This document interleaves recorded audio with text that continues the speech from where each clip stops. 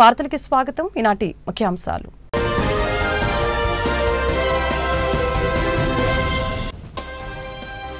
జమ్మూ కాశ్మీర్ ఉగ్రదాడిలో తెలుగు వ్యక్తులు మృతి చెందడం పట్ల సంతాపం తెలిపిన సీఎం చంద్రబాబు. పహల్గాం ఉగ్రదాడిలో 2 తెలుగు వ్యక్తుల మృతి తీవ్ర దిగ్భ్రాంతి వ్యక్తం చేసిన సీఎం చంద్రబాబు. ఉగ్రవాద చర్యలు సమాజానికి మాయని మచ్చ వంటివని సీఎం వెల్లడి.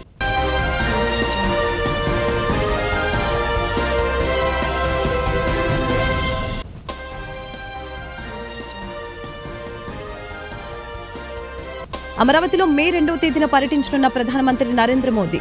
అధికారులకు కీలక ఆదేశాలు జారీ చేసిన మంత్రి నారాయణ. ప్రధాని మోదీ సభకు వచ్చే రహదారుల్ని పరిశీలించిన మంత్రి. జమ్మూ కాశ్మీర్లోని పహల్గాం వద్ద జరిగిన ఉగ్రవాద దాడిలో 2 తెలుగు వ్యక్తులు మృతి చెందడం పట్ల ముఖ్యమంత్రి నారా చంద్రబాబు నాయుడు తీవ్ర దిగ్భ్రాంతి వ్యక్తం చేశారు. ఈ దుర్ఘటనలో ప్రాణాలు కోల్పోయిన జేఎస్ చంద్రమౌళి, మధుసూదన్ కుటుంబాలకి ఆయన ప్రగాఢ సంతాపం తెలిపారు. రాజధాని అమరావతి ప్రాంతంలో మంత్రి నారాయణ పర్యటించారు. ప్రధానమంత్రి నరేంద్ర మోదీ ఏపీ రాజధాని అమరావతిలో మే 2వ తేదీన పర్యటించనున్నారు. ఈ నేపథ్యంలో మంత్రి నారాయణ అధికారులకు కీలక ఆదేశాలు జారీ చేశారు. ప్రధాని మోదీ సభకు వచ్చే రహదారుల్ని పరిశీలించారు. గుంటూరు, ఏలూరు, విజయవాడ ఇతర జిల్లాల నుంచి వచ్చే ప్రజలకి సంబంధించి రహదారి మార్గాల విషయంలో అధికారులకు మంత్రి సూచనలు చేశారు. మన వెన్యూ దాకా 1.1 కిలోమీటర్ వస్తుంది. అక్కడికి 2014-19లో అమరావతి రాజధాని నిర్మాణానికై దాదాపు 5,000 కోట్ల పైగా ఖర్చు పెట్టడం, అనేక రోడ్లు అవన్నీ చేశాం. అప్పుడు అమరావతి రాజధాని క్యాపిటల్ సిటీ ఏదైతే ఉందో దాని యొక్క శంకుస్థాపనకి ఆ రోజు ప్రధానమంత్రిగా రావడం జరిగింది. వారి చేతుల మీద జరిగింది. అయితే గత ప్రభుత్వం రాజధానికి సంబంధించి 3 ముక్కలు ఆటాడి ఎక్కడా రాజధాని లేకుండా నిర్విరామం చేయటం, అంతేకాండి ఈ ప్రాంతాన్ని అంతా ఒక అడవిలాగా చేసేసింది. అయితే ఈ ప్రభుత్వం రాగానే గౌరవనీయ ముఖ్యమంత్రి నారా చంద్రబాబు నాయుడు గారు వెంటనే ఈ ఏరియా అంతా పర్యటించి ఇమీడియట్గా వర్క్స్ టేకప్ చేయమని సిఆర్డీకి చెప్పడం, ఆ నేపథ్యంలో యాక్చువల్గా 64,000 కోట్లకి యాక్చువల్గా టెండర్లు పిలవటానికి అథారిటీలో పర్మిషన్ తీసుకోవటం, దానికి సంబంధించి దాదాపు 41,000 కోట్లకైతే టెండర్లు పిలిచి గ్రౌండ్ అయిపోయినాయి. అయితే ఈ నేపథ్యంలో ఈ యొక్క వర్క్స్ని మళ్ళా ప్రధానమంత్రి చేతుల మీదే పునఃప్రారంభించాలని ముఖ్యమంత్రి గారు నిర్ణయించి వారిని ఇన్వైట్ చేశారు. వారు 2వ తేదీ రావడానికి యాక్చువల్గా టైం ఇవ్వడం జరిగింది. వారు 3 o'clockకి ఎయిర్పోర్ట్కి వచ్చి అక్కడి నుంచి ఇక్కడికి అమరావతి క్యాపిటల్ సిటీ తీసుకొచ్చి 1.1 కిలోమీటర్ రోడ్డు షోలో పాల్గొని ఆ విధంగా డాష్ మీదకి వచ్చి యాక్చువల్గా 1 hour 4 to 5 యాక్చువల్ డాష్ మీద ముఖ్య నాయకులు మాట్లాడడం జరుగుతుంది. ఈ విధంగా అమరావతి పునఃప్రారంభానికి ప్రధానమంత్రి గారు 2వ తేదీ మన రాష్ట్రానికి వస్తున్నారు. అయితే ఈ నేపథ్యంలో సుమారుగా 5 లక్షల పైగా ప్రజలు ఈ కార్యక్రమానికి వస్తారని దానికి ఏర్పాటు జరిగినాయి. ఈ నేపథ్యంలో అన్నిటికంటే ముఖ్యమైనది ఇంకా అమరావతి క్యాపిటల్ సిటీని నేషనల్ హైవే కలిపే ఈ 13 రోడ్డు కానీ, ఈ 15 రోడ్డు కానీ, ఈ 11 రోడ్డు కానీ, సీడాక్స్ రోడ్డు కానీ ఇంకా ఆ యొక్క వర్క్ కానందువల్ల ఇన్ని లక్షల మంది వచ్చేటప్పుడు జాగ్రత్తగా ప్రణాళిక చేయాలని పోలీస్ డిపార్ట్మెంట్ వాళ్ళు గత 4 daysలో అనేక రోడ్లను పరిశీలించారు. వాళ్ళు కొన్ని బాటిల్ నెక్స్ ఉన్నాయి, వాటిని క్లీన్ చేయాలంటే ఈరోజు పోలీస్ డిపార్ట్మెంటు ఐజీ గారు, ఎస్పీ గారు మరియు వారి సిబ్బంది, అదేవిధంగా సిఆర్డీఏ సిబ్బంది వీళ్ళందరితో కలిసి యాక్చువల్గా విజిట్ చేయడం జరిగింది. ఇక్కడ మొత్తం 11 ప్లేసుల్లో పార్కింగ్ ప్లేస్ ఉంటాయి. 11 ప్లేసుల్లో పార్కింగ్ పెడుతున్నారు, ఎటువంటి ఇబ్బంది లేకుండా 11 ప్లేసుల్లో. వెన్యూకి రావడానికి 8 రోడ్లు ఉన్నాయి. వెన్యూకి రావడానికి 8 రోడ్లు. ఒకటి మంగళగిరి నుంచి వచ్చే 2 రోడ్లు ఉన్నాయి, తాడేపల్లి నుంచి వచ్చేది 1 రోడ్డు ఉంది, వెస్ట్ బైపాస్ కూడా యాక్చువల్గా వెస్ట్ బైపాస్లో కూడా వచ్చి ఈ యొక్క వెన్యూకి వచ్చేదానికి ఏర్పాట్లు చేశాం. అదేవిధంగా ప్రకాశం బ్యారేజ్ నుంచి వచ్చి, అదేవిధంగా తాడికొండ నుంచి 1 రోడ్డు, హరిచంద్రాపురం నుంచి ఒక రోడ్డు. ఈ రోడ్లలో అక్కడక్కడ చిన్న చిన్న బాటిల్ నెక్స్ ఉంటే అవన్నీ క్లియర్ చేయాల్సిందిగా పోలీసు వాళ్ళు రిక్వెస్ట్ చేశారు. దాని మీద ఈరోజు అధికారులతో, సిఆర్డీ అధికారులతోనూ వాళ్ళందరితో అవన్నీ విజిట్ చేసి ఇన్స్ట్రక్షన్స్ ఇచ్చాం. 2 రోజుల్లో, అంటే ఇవాళ రేపు ఈవినింగ్ అలా కంప్లీట్ చేయండి. ఎల్లుండి మార్నింగ్ మళ్ళా కంబైన్డ్ ఇన్స్పెక్షన్ చేస్తాం. అటు పోలీస్ డిపార్ట్మెంటు, సిఆర్డీ అని చెప్పాం. ఆ విధంగా యాక్చువల్గా వాళ్ళ వర్క్ ఆల్రెడీ చెప్పంగానే స్టార్ట్ చేశారు. రేపు ఈవినింగ్ అలా కంప్లీట్ చేసి ఎల్లుండి మార్నింగ్కి ఈ పార్కింగ్కి సంబంధించి కానీ లేదా ఏదైతే వెహికల్స్ రావటం కానీ ఇటువంటి ఇబ్బంది లేకుండా చేయడానికి అన్ని చర్యలు తీసుకుంటాం. ఓకే.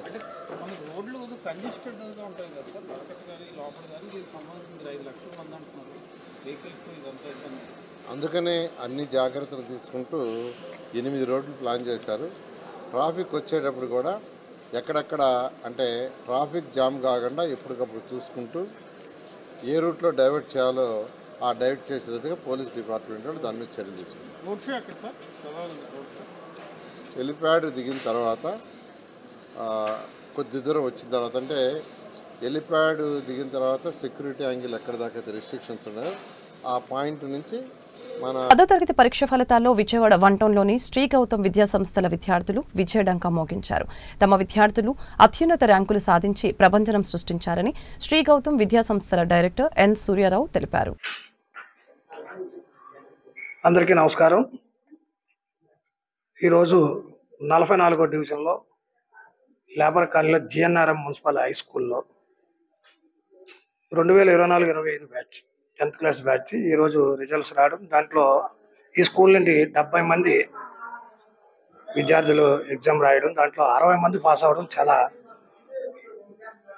శుభపరిణామం. దాంట్లో 500 అబోవ్ దాదాపు 16 మెంబర్స్కి, అలాగే 400 అబోవ్ 21 మెంబర్స్కి, అలాగే యావరేజ్గా కూడా 86% రావడం అంటే ఇవాళ గవర్నమెంట్ స్కూల్లో చాలా అరుదు. ఆ విధంగా దాదాపు ఒక 5-6 సంవత్సరాలు బట్టి ఈ స్కూల్లోని ఎప్పుడు కూడా పర్సంటేజ్ తగ్గకుండా, మరి ఈరోజు ఉన్నటువంటి స్కూల్లో ఉన్న హెచ్ఎం గారు కానీ, స్కూల్లో ఉన్న ఉపాధ్యాయులు టీచర్స్ అండ్ మాస్టర్స్ అందరూ కూడా కృషితోనే, అలాగే వాళ్ళ తల్లిదండ్రులు, పిల్లల యొక్క తల్లిదండ్రులు వాళ్ళు ఇచ్చినటువంటి ప్రోత్సాహంతో కూడా స్కూల్లో ఒక ఉన్నతమైనటువంటి స్థానానికి రీచ్ అవడానికి కారణమైనటువంటి వ్యక్తుల్లో చాలా మంది ఉన్నారు. వాళ్ళందరూ కూడా నా హృదయపూర్వక నమస్కారాలు తెలియజేస్తున్నాను. అలాగే ఈరోజు ఈ సంవత్సరంలో ఈ స్కూల్లోని మన పశ్చిమ నియోజకవర్గ శాసనసభ్యులు యలమంచిలి సుజనా చౌదరి గారు మరి విద్య మీద ప్రత్యేకమైనటువంటి శ్రద్ధ తీసుకోవడం, దాంట్లో ఈరోజు స్కూల్లో ల్యాబు, అలాగే లైబ్రరీ, పిల్లలు ఇంకా ఉన్నతమైనటువంటి స్థానం తీసుకెళ్లే ఉద్దేశంతో ఈరోజు సుజనా ఫౌండేషన్ ద్వారా యలమంచిలి సత్యనారాయణ సుజనా ఎమ్మెల్యే గారు చాలా మంచి ప్రోత్సాహం అందించడం చాలా అభినందనీయం.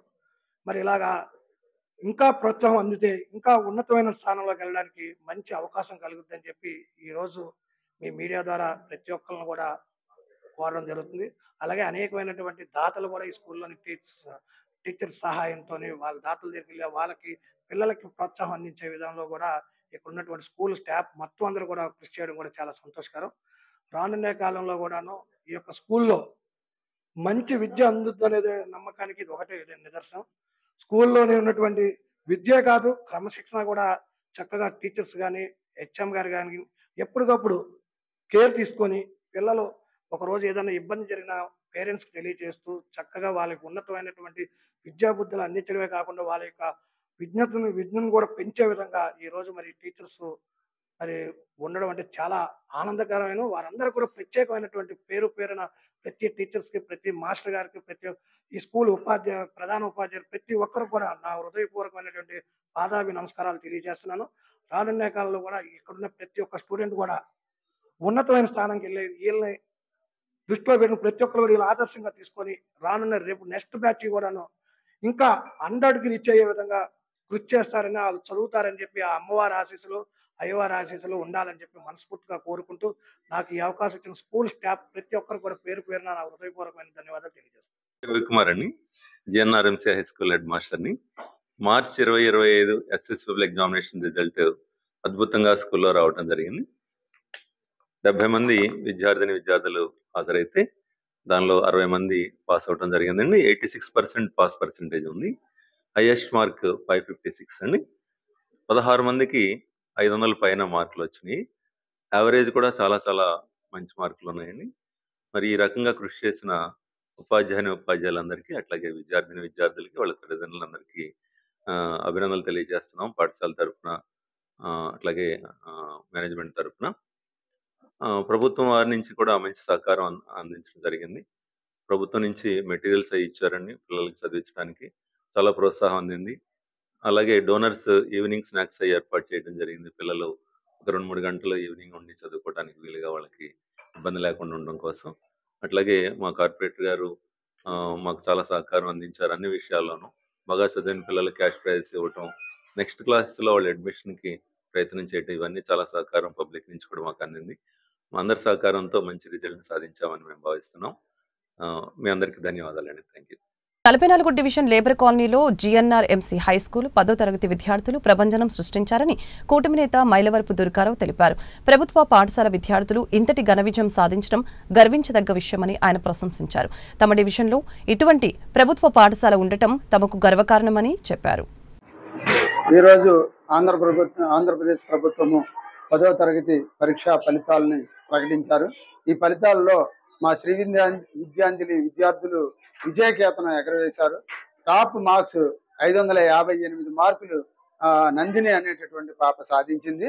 అదేవిధంగా మిగతా వాళ్ళందరూ కూడా మంచి మార్కులు సాధించి పాస్ అయ్యారు. దీనికి కారణం ఏంటంటే మా టీచర్ల యొక్క నిజాయితీ కలిగినటువంటి కృషి, పట్టుదల, నిరంతర శ్రమ, వాళ్ళ యొక్క కృషి పట్టుదల కారణంగానే ఈ యొక్క మంచి మార్కులు మేము సాధించామని చెప్పి ఈ సందర్భంగా తెలియజేస్తున్నాం. Thank you. మొత్తం 7 అటెండ్ అయ్యారు పరీక్షకి. 7 కూడా పాస్ అవడం అనేది జరిగింది. 100% మొత్తం 100% ఉత్తీర్ణత సాధించాము. ఇది మాకు ఘన విజయంగా, మా విద్యాంజలి యొక్క విద్యార్థుల యొక్క ఘన విజయంగా మేము భావిస్తున్నాము, సంతోషిస్తున్నాము. మిగతా అందరికీ కూడా, మా స్టాఫ్కి, వాళ్ళ యొక్క పేరెంట్స్ అందరికీ కూడా మేము అభినందనలు తెలియజేస్తున్నాం. Thank you. 10వ తరగతి పరీక్ష ఫలితాలలో తమ విద్యార్థులు అత్యుత్తమ ర్యాంకులు సాధించారని Rakesh public school principal NV Rao తెలిపారు. ఉపాధ్యాయులు, తల్లిదండ్రుల కృషి వల్లనే తమ పాఠశాల విద్యార్థులు ఈ ఘనత సాధించారని చెప్పారు. చాలా సుదినం, చాలా సంతోషకరమైనటువంటి రోజు మాకు. ఎందుకంటే KLR నగర్లో స్లమ్ ఏరియాలో కేవలం 600, 700, 800 ఫీజు తీసుకొని చదువు చెప్పేటువంటి ఈ స్కూల్లో 587 మార్కులతో వజీహా ఈరోజు మా స్కూల్ ఫస్ట్ రావడం జరిగింది. అలాగే జ్యోత్స్న 577 మార్కులతో సెకండ్ రావడం జరిగింది మా స్కూల్కి. కేవలం 600కి 13 మార్కులు తక్కువ 587 మార్కులతో సాధించడం మా స్కూల్కు ఇది ఒక రికార్డు. యాక్చువల్గా మేము మార్కుల కోసం ఎప్పుడు ప్రయత్నం చేయకుండా చేసుకుంటూ ఆల్రౌండ్ డెవలప్మెంట్ కోసం విద్యార్థుల కోసం పాటుపడ్డాం. బుక్ ఎగ్జిబిషన్లో 7 ప్రైజులు కానించి, పుస్తక రివ్యూ కానించి, ఏ కాంపిటీషన్స్కి వెళ్ళినా, విజయవాడలో ఎక్కడికి వెళ్ళినా కానీ, స్టేట్ లెవెల్లో కానీ మా పిల్లలు ప్రైజులు తీసుకొస్తుంటారు. ఎస్ఐ రైటింగ్, డిబేటు, ఇంకా అనేక రకమైన క్రీడల్లో కానీ తీసుకొస్తారు. అలాంటి చదువుల్లో మార్కులు బాగా మా టీచర్స్ అందరూ కష్టపడి చెప్పడం వలన వాళ్ళందరూ కూడా చాలా శ్రద్ధగా మా టీచర్స్ యొక్క చాలా అకుంఠిత దీక్షతో వాళ్ళు బోధించారు. అలాగే ఆ విద్యార్థులు కూడా మంచి దీక్షతో చదువుకున్నారు. వాళ్ళు మంచి మార్కులు వచ్చాయి. ఇంతకన్నా సంతోషకరమైనది ఏముంటుంది? మా రాకేష్ పబ్లిక్ స్కూల్లో ఇన్ని మార్కులు వస్తాయని చెప్పేసి మేము కళ్ళ కూడా ఊహించలేదు. కానీ భగవంతుడి దయ వల్ల లాస్ట్ ఇయర్ 584 అయితే ఈసారి 587 మార్కులకి ఎదిగేటట్టుగా చేసినందుకు అందరికీ కూడా ధన్యవాదాలు చేస్తున్నా. టీచర్స్ ప్రత్యేకంగా ధన్యవాదాలు చేస్తున్నా. అలాగే స్టడీ టీచర్ కూడా బాగా చదివించారు. సబ్జెక్ట్ టీచర్స్ రమేష్ మాస్టర్ కానీ, షకిల్లా గారు కానివ్వండి, మల్లేశ్వరి కానివ్వండి, అలాగే ఇంకా మిగతా సబ్జెక్ట్ టీచర్స్ అందరూ కూడా చాలా శ్రద్ధగా చెప్పారు. ఇదే పట్టుదలతో మన పిల్లలు మంచిగా తీర్చిదిద్దామని చెప్పేసి మేము ఈ సందర్భంగా అనుకుంటున్నాం. జేఎండ్కేలో ఉగ్రవాదుల దాడిలో మృతుల సంఖ్య భారీగా పెరుగుతున్నట్టు తెలుస్తోంది. ఇప్పటి వరకు 25 మంది టూరిస్టులు మరణించినట్లు సమాచారం. ఉగ్రవాదులు అతి కిరాతకంగా వీరిని చంపినట్లు నేషనల్ మీడియా రిపోర్టులు చెబుతూ ఉన్నాయి. పుల్వామా తర్వాత ఇది అతిపెద్ద అటాక్. రాజీవ్ గాంధీ నగర్ 6/1లో మున్సిపాలిటీ ఆధ్వర్యంలో జరుగుతున్న సైడ్ ట్రైన్ పనులు జరుగుతూ ఉండగా విద్యుత్ శాఖ అనుమతి లేకుండానే ఈ పనులు కొనసాగుతున్నాయన్న ఆరోపణలు స్థానికులు ఆరోపిస్తున్నారు. ఈ నేపథ్యంలో ప్రమాదవశాత్తు ఓ విద్యుత్ స్తంభం డ్రైన్ నిర్మాణ సమయంలో విరిగి కింద పడింది. ఈ ఘటనలో గోళ్ల వర్మనేశ్వరరావు అనే వ్యక్తి తలకు తీవ్ర తీవ్ర గాయాలవడంతో హుటాహుటిన ఆసుపత్రికి తరలించారు. అలాగనే 10 ఏళ్ల చిన్నారి జోసెఫ్ విద్యుత్ స్తంభం కింద చిక్కుకుపోవడంతో తీవ్రంగా గాయాల పాలయ్యారు. స్థానికులు వెంటనే స్పందించి బాలాజీ నర్సింగ్ హోమ్ కి అతన్ని తరలించారు. విద్యుత్ స్తంభం విరగటం వలన కరెంటు తీగలు తెగిపడి రోడ్డు మీద పడ్డాయి. అప్రమత్తమైన విద్యుత్ శాఖ అధికారులు వెంటనే ప్రాంతంలో విద్యుత్ సరఫరాను నిలిపివేశారు. ఈ ప్రమాదం తర్వాత కూడా ఇప్పటివరకు కాంట్రాక్టర్, మున్సిపల్ అధికారులు, విద్యుత్ శాఖ ప్రతినిధులు సంఘటన స్థలానికి రాకపోవడం గమనార్హం. స్థానికులు ఘటనపై ఆగ్రహం వ్యక్తం చేస్తున్నారు. బాధ్యత వహించే అధికారులపై చర్యలు తీసుకోవాలని డిమాండ్ చేశారు.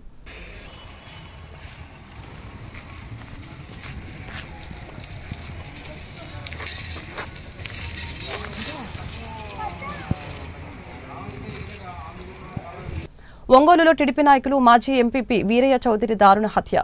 ఒంగోలు బైపాస్ రోడ్లో తన కార్యాలయంలో ఉన్న వీరయ్య చౌదరిపై కత్తులతో దాడి చేసిన గుర్తు తెలియని యువకులు. ఘటనా స్థలానికి చేరుకున్న ఎస్పీ దామోదర్. గుంటూరు పశ్చిమ నియోజకవర్గంలో ప్రజల మీద కుక్కల దాడి చేస్తే మున్సిపల్ అధికారులే బాధ్యత వహించాల్సి ఉంటుందని గుంటూరు పశ్చిమ నియోజకవర్గ ఎమ్మెల్యే గల్లా మాధవి తేల్చి చెప్పారు. బుధవారం గుంటూరు పశ్చిమ నియోజకవర్గ టీడీపీ కార్యాలయంలో ప్రజలు, అధికారుల నుంచి ఎమ్మెల్యే గల్లా మాధవి అర్జీలు స్వీకరించారు.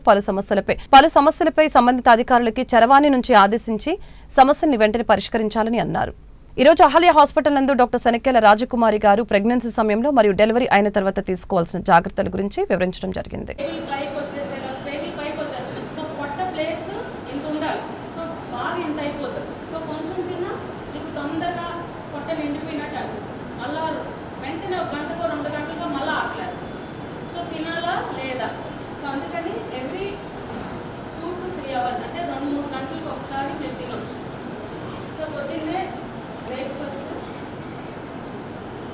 మధ్యలో తింటే 10-11కి డ్రై ఫ్రూట్స్ తినొచ్చు, ఒకరోజు మజ్జిగ తీసుకోవచ్చు, 12-1 గంటకి లంచ్, తర్వాత మీరు 3ంటికి అట్లాగా కొన్నిసార్లు స్నాక్స్, మీకు స్నాక్స్ కూడా లాస్ట్లో చూపిస్తాం ఏమేమి ఉన్నాయో.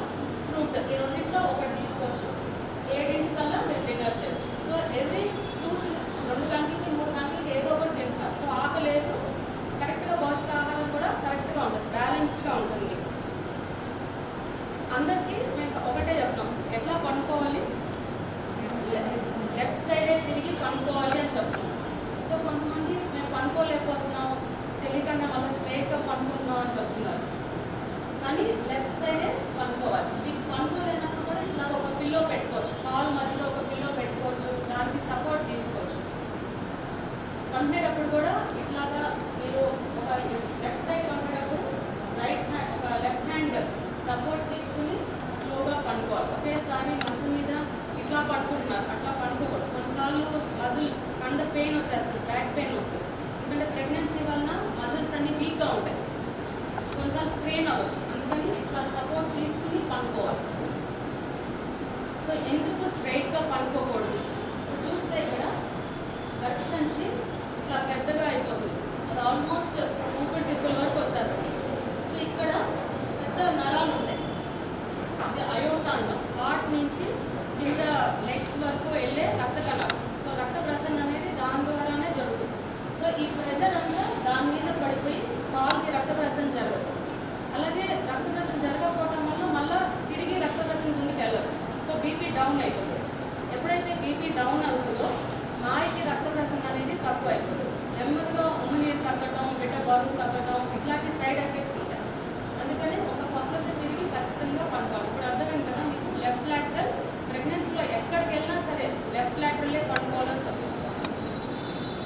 సో నెక్స్ట్ డెలివరీ వచ్చేటప్పటికి ఇంకా 9వ నెల వస్తే డెలివరీయే కదా వెయిట్ చేసేది మనం. సో బేబీకి డెలివరీ అయినప్పుడు ఇట్లాగా బేబీ కిందకి తల దిగింది కిందకి అన్నప్పుడు నార్మల్ డెలివరీ అనేది జరుగుతుంది. దానికి సంబంధించిన కొంతమందికి నార్మల్ డెలివరీ అవకాశం ఉండే వాళ్ళకు మేము నార్మల్ డెలివరీ ఎక్సర్సైజెస్ చెప్తున్నాం. సో అవి ఫాలో అవ్వాలి. సో డెలివరీకి వచ్చేటప్పటికి ఎట్లా ఉంటుంది, ఇప్పుడు కొంతమందికి 8వ నెలలో డెలివరీ అవ్వచ్చు, 9వ నెలలో డెలివరీ అవ్వచ్చు. కానీ యూజువల్గా నార్మల్ ప్రెగ్నెన్సీకి 9వ నెల ఎండింగ్ వరకు ఆగాల్సింది. ఇప్పుడు ఐవీఎఫ్ కానీ ఐయుఐ ఏజ్ వైజ్గా మేము ప్లాన్ చేస్తూ ఉంటాం. అండ్ నార్మల్ నొప్పులు ఎట్లా ఉంటాయి, నొప్పులు అంటే కడుపులో నొప్పులు వస్తూ ఉంటాయి, పొట్ట నొప్పి, తర్వాత నడుము నొప్పి. ఈ 2 కానీ వచ్చినాయి అంటే ఇంకా ఆపడానికి ఉండదు, డెలివరీ అయిపోతుంది. సో వెంటనే హాస్పిటల్కి రావాలి. ఆ నడుము నొప్పి ఎట్లా ఉంటుందంటే వచ్చి ఆగిపోవటం అనేది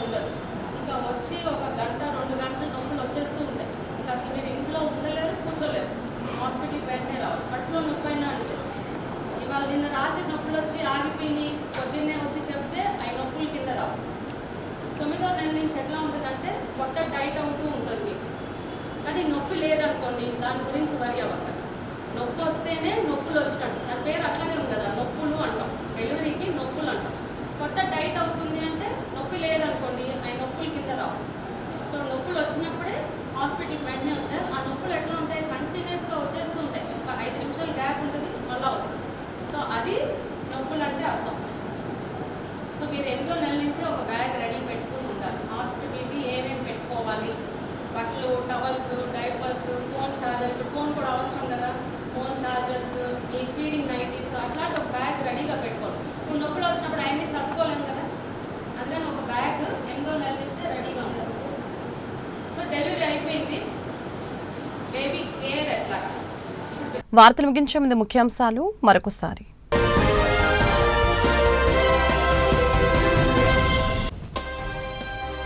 జమ్మూ కాశ్మీర్ ఉగ్రదాడిలో తెలుగు వ్యక్తులు మృతి చెందడం పట్ల సంతాపం తెలిపిన సీఎం చంద్రబాబు. పహల్గాం ఉగ్రదాడిలో 2 తెలుగు వ్యక్తులు మృతి, తీవ్ర దిగ్భ్రాంతి వ్యక్తం చేసిన సీఎం చంద్రబాబు. ఉగ్రవాద చర్యలు సమాజానికి మాయని మచ్చ వంటివని సీఎం వెల్లడి.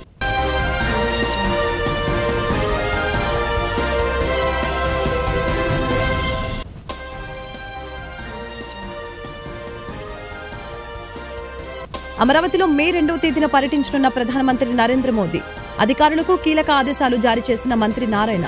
ప్రధాని మోదీ సభకు వచ్చే రహదారుల్ని పరిశీలించిన మంత్రి. ఈ వార్తలు ఇంతటితో సమాప్తం. మరొక బులెటిన్లో మళ్ళీ కలుద్దాం. నమస్కారం.